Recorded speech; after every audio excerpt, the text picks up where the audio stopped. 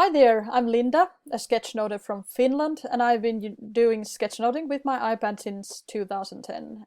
It's the usual story. I sat in a lot of meetings and I got a little bored and I started doodling. The only difference, let's say, compared to old-fashioned sketchnoting is that I started doing it directly with my iPad.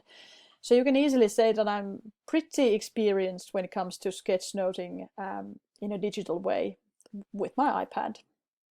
So what do you need if you want to do the same thing?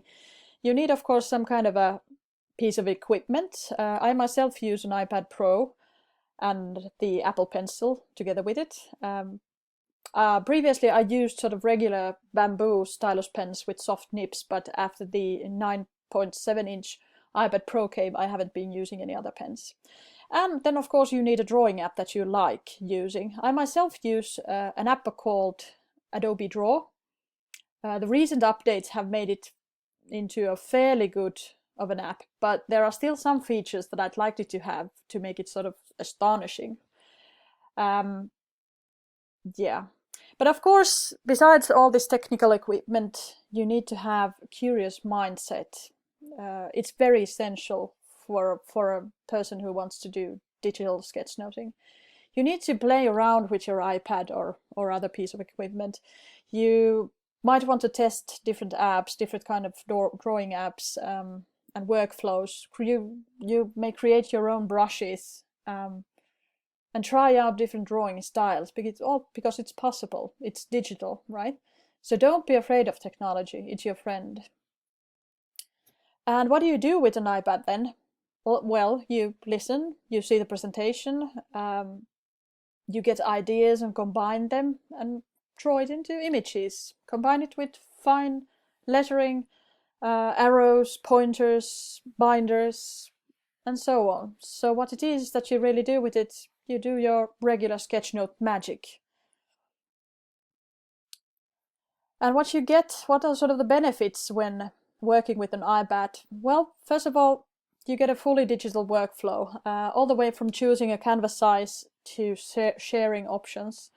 You're able to, as I said earlier, create your own brushes if you're needing something special. You have all the colors of the world. You don't need to carry around a large bag of pens. Instead, you have color picker tools and so on. And layers, they're your special friends because they make the job easier. If you want to, for example, move some content around, if you're not happy with the layout and so on, you just, happy that you use layers. And then the sharing options. I normally share the work that I do online, for example, in my portfolio blog or right away on Twitter. And it's also fun to see that my clients want to share the illustrations too in a digital way. So quite often you can see, in the Finnish Twitter flow, you can see some of my sketch notes after a happening or so. Another thing that you get is, of course, a lot of flexibility. As I said, the layers are your friends.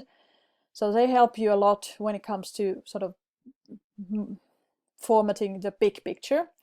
And then there are tools such as erase and undo, which are very handy. And for example, if you happen to delete a whole layer, you can always undo the procedure and bring it back like a gazillion times if you like. And then the end results, they are fully digital. So you get PNG images, you get vector PDFs with 300 pixels and so on. And you have the backup versions in the cloud and so on. So that's a huge benefit, of course. So finally, I'd like you to remember that it's you controlling the technology and not the technology controlling you. Make it work for you. And as I said earlier, don't be afraid of it. So that's it. There's the big picture. If you have something you'd like to know about digital sketchnoting, please just contact me and ask. I'll be happy to help you out. Okay, cheers. Thanks.